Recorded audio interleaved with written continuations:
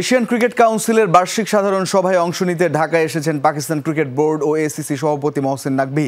সবকিছু ঠিক থাকলে রাজধানীর একটি অভিজাত হোটেলে বৃহস্পতিবার অনুষ্ঠিত হবে এজিএম। তবে এই সভাতে শ্রীলঙ্কার আফগানিস্তান দুই বোর্ডের অন্তত একজন যোগ না দিলেই ভেস্তে যাবে সবকিছু। তবে মহসিন নাকভি যমুনা টেলিভিশনকে জানিয়েছেন সভা স্থগিতের কোনো সম্ভাবনাই নেই।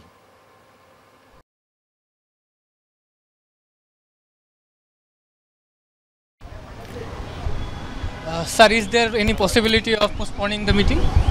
No. Thank you, sir. Thank you. Asian cricket কাউন্সিলের বর্তমান সভাপতি মহসিন নাকভি বললেন বটে, কিন্তু এসিসির এজিএম হবে এবং ফলপ্রসূ হবে সেই শঙ্কাও তো উড়িয়ে দেয়া যাচ্ছে না।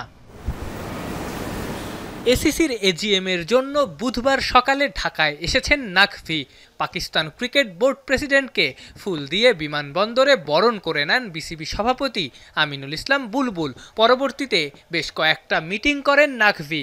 গিয়েছিলেন ক্রীড়া উপদেষ্টার সাথেও দেখা করতে। ঢাকায় অনুষ্ঠিত হতে যাওয়া এই এজিএম নিয়ে বিসিসিআই এর আছে আবার ঘোর আপত্তি।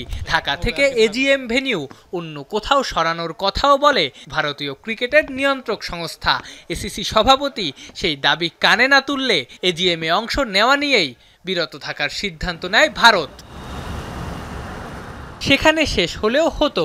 বিসিসিআই এর সঙ্গে ভালো সম্পর্ক থাকায় শ্রীলঙ্কা, আফগানিস্তান ও ওমান ক্রিকেট বোর্ড ভারতকে সমর্থন দিয়ে এজিএম বর্জন করবে বলেই খবর বেরিয়েছিল।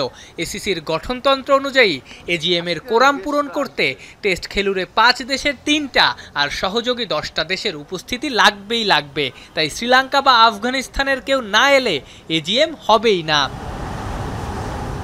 না আসার ব্যাপারে শ্রীলঙ্কা এখনও অটুট। শোনা যাচ্ছে এজিএমে আসার সিদ্ধান্ত নিচ্ছে আফগানিস্তান।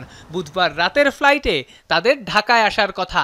ক্রিকেট বোর্ড সূত্র থেকে জানা গেছে আফগানিস্তানের আসার নিশ্চয়তা পেয়েই ঢাকায় এসেছেন নাকভি। এজিএম এর ভাগ্যে তাই যাই হোক, প্রশ্ন এই সভা থেকে প্রাপ্তির খাতায় কি যোগ হবে? আয়োজক হিসেবে ভারতের এশিয়া কাপ কি হবে, নাকি ক্রিকেট কূটনীতিতে শুরু হবে নতুন সমীকরণ? আফনান পিয়াল, যমুনা স্পোর্টস, ঢাকা।